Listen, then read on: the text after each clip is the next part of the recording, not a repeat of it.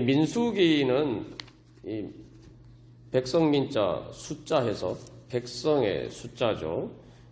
그래서 한마디로 말하면은 이 인구조사인데 단순한 인구조사가 아니라 사실은 군사의 숫자를 계수한다는 그런 의미가 있습니다. 그리고 이제 그래서 근데 이 민수기는 또 원래 히브리 성경에서의 이름은 벤미드바르라고 해서 광야에서, 책 제목이 광야에서예요. 그래서 이 광야에서 하나님의 군대를 조직하고 그리고 그 군사 행진을 위해서 준비를 하고 그 다음에 실제로 이렇게 전진해가는 군대들이 하나님의 백성의 군대들이 행진하는 그런 모습을 보여주고 있습니다. 여기서 이제 핵심적인 주제는 그래서 이 하나님의 백성의 정체성입니다. 출애굽에서는 하나님께서 구원하셨죠. 그래서 하나님의 언약 백성이 되었어요. 근데 그 하나님의 언약 백성으로서 제일 먼저 갖추어야 될 것은 레위기, 그죠? 그 다음에 레위기에서 이제 예배 공동체가 되어야 돼요. 하나님의 백성의 정체성이 가장 중요한 예배 드리는 공동체가 되어야 됩니다. 우리가 뭐 신앙생활 할 때에도 내가 예수 믿는 사람이냐, 하나님 백성이냐 아니냐를 사실은 제일 먼저 보여주는 것이 예배 드리는 사람이냐라는 거죠. 그래서 예수를 믿으면 제일 먼저 하는 일이 주일날 나와서 예배 드리는 겁니다. 예배가 무너지면은 사실은 우리의 신앙생활은 기본적으로 성립이 되지 않는 것이죠. 그래서 근데 이 예배는 단순한 하나님께 드리는 우리가 주일날 뭐 이렇게 모여서 드리는 예배에 국한되지 않고 그 예배를 통해서 사실은 하나님의 이 말씀에 따라서 순종하는 그러한 예배 공동체, 다시 말하면 삶을 산제사로 드리는 예배 공동체를 형성해 가야 됩니다. 그래서 레위기는 전반부 16장까지는 예배에 대해서 이야기를 하고 있고 17장부터는 삶으로 드리는 예배에 대해서 이야기를 하고 있습니다. 자, 그렇게 이제 우리가 이제 예배 공동체가 되고 나면 그 다음에 우리가 이제 하나님의 군대가 돼야 돼요.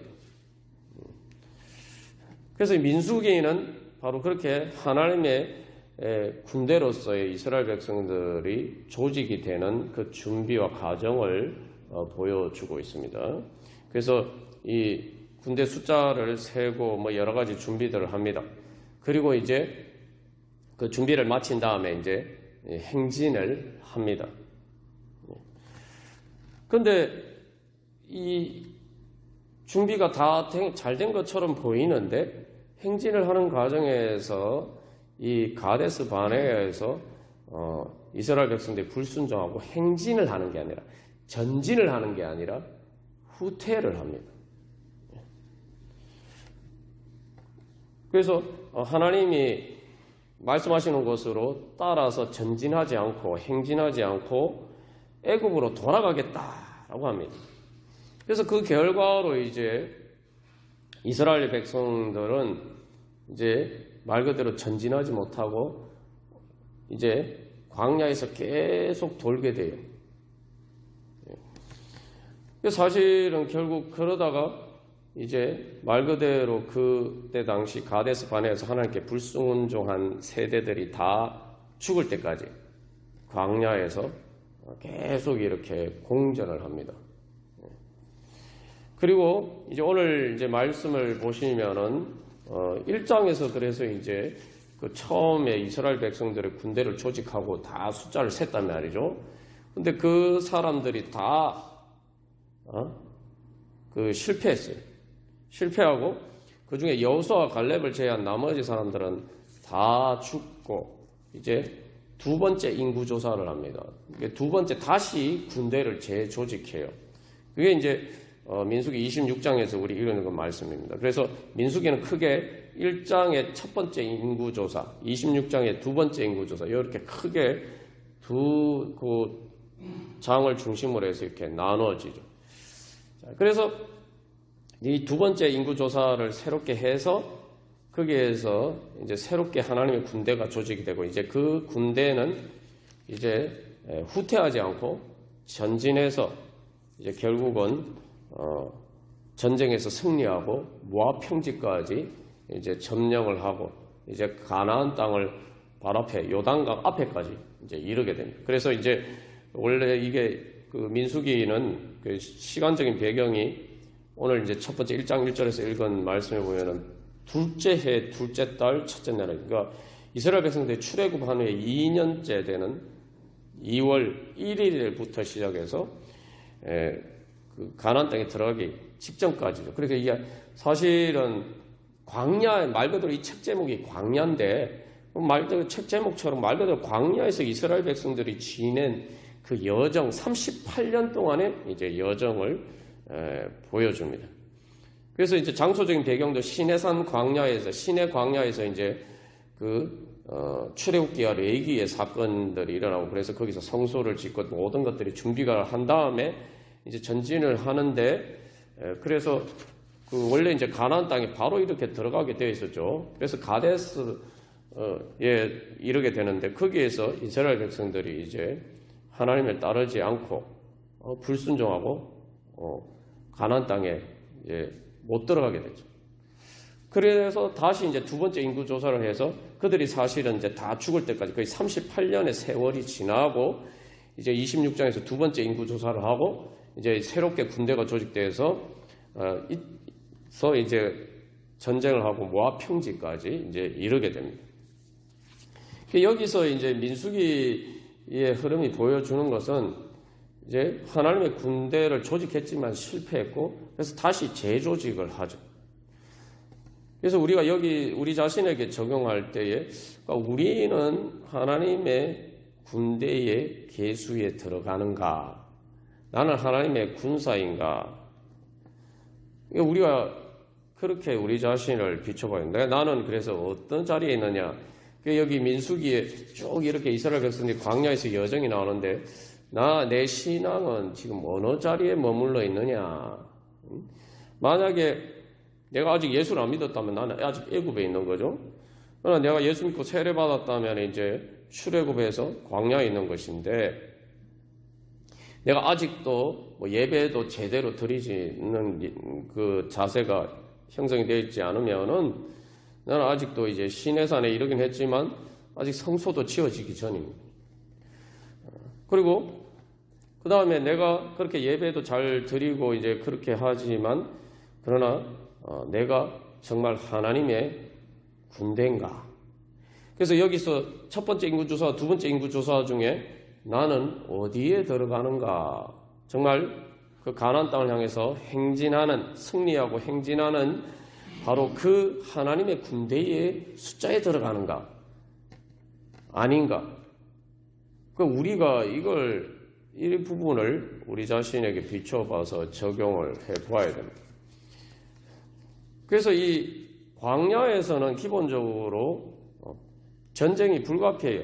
왜냐하면 광야에서는 살 수 없다 이 말이죠. 우리가 보통 세상을 광야에 비유하는데 광야에서 사는 건 살아도 사는 게 아니에요. 이게. 물론 하나님의 구름기둥과 불기둥과 만나와 매출하기 하나님의 보호와 열심이 있지만 그래도 광야는 척박해요. 사방을 둘러보면 황량하단 말이죠. 그러니까 우리가 이 세상에 살 때에 내 삶의 이 풍광이 광야 같은가? 아니면 나는 가나안 땅에 있느냐? 이거 점검해봐야 됩니다. 보통 가나안 땅에 들어갔다 이러면은 뭐 천국 가는, 죽어서 천국 가는 거, 뭐 요단강 건너가는 것을 그런 식으로 주로 해석합니다만 사실 성경을 보면은 이게 이제 그렇게 우리가 비유할 수도 있지만 중요한 것은 그 요단강에 들어가서 계속 이 전쟁을 하잖아요. 민수기에서 이 전쟁은, 민수기에서도 전쟁을 해요. 요단강까지 갈 때까지 이게 그 중간에 길을 가로막는, 그런 장애물들이 있단 말이죠. 이 전쟁은 그 가나안 땅에 들어가서 가나안 땅을 차지하는 전쟁의 준비이기도 하죠. 근데, 우리의 삶이, 그래서 실제로 내 삶의 영적인 풍광이 광야인가? 아니면 가나안 땅인가?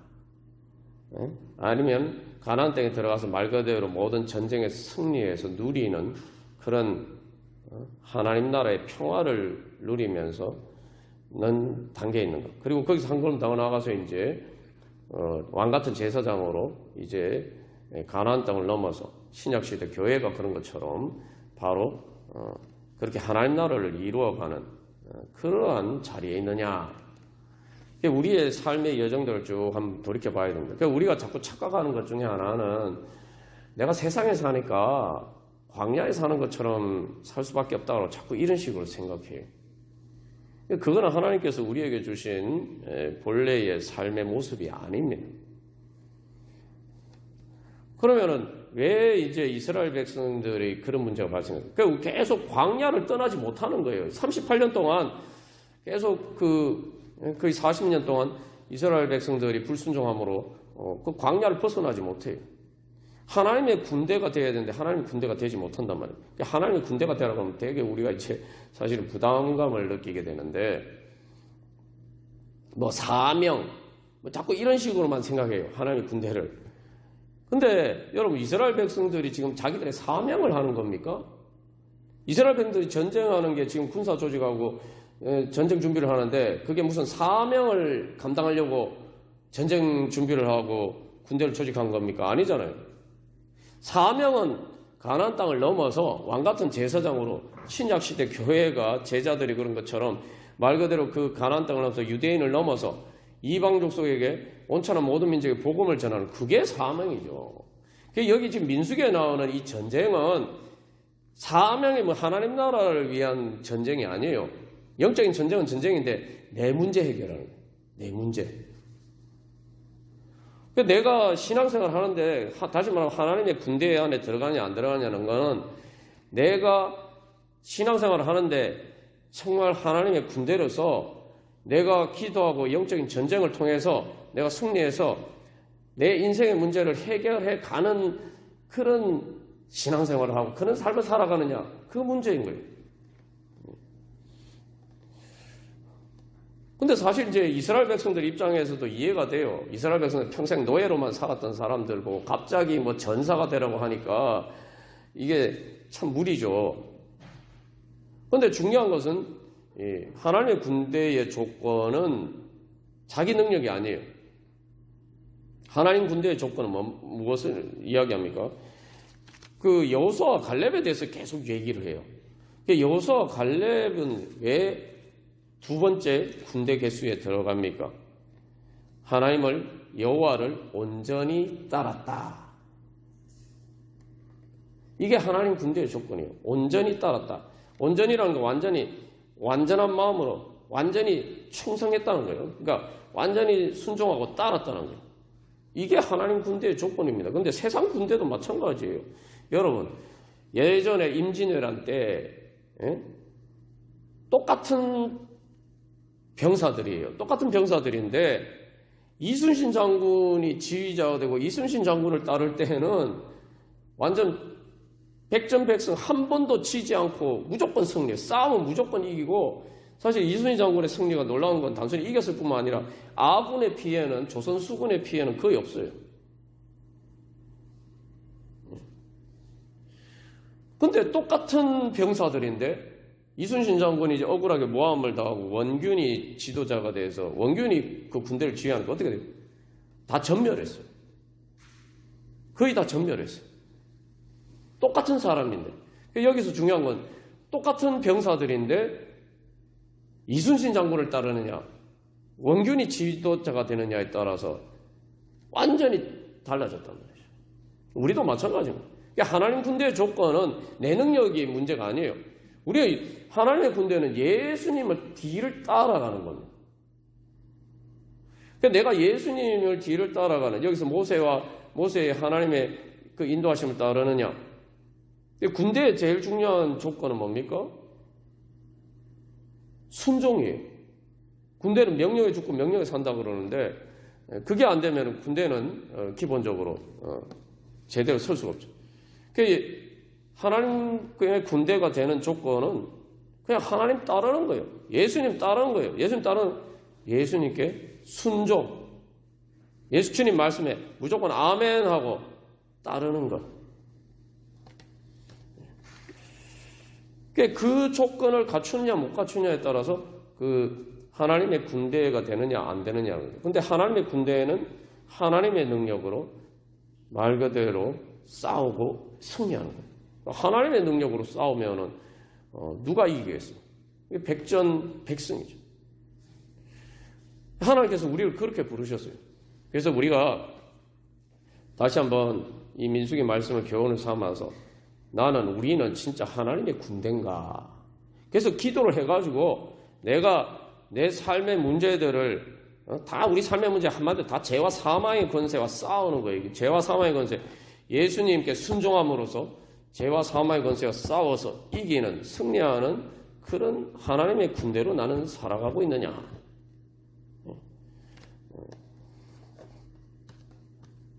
하나님이 약하신 게 아니에요.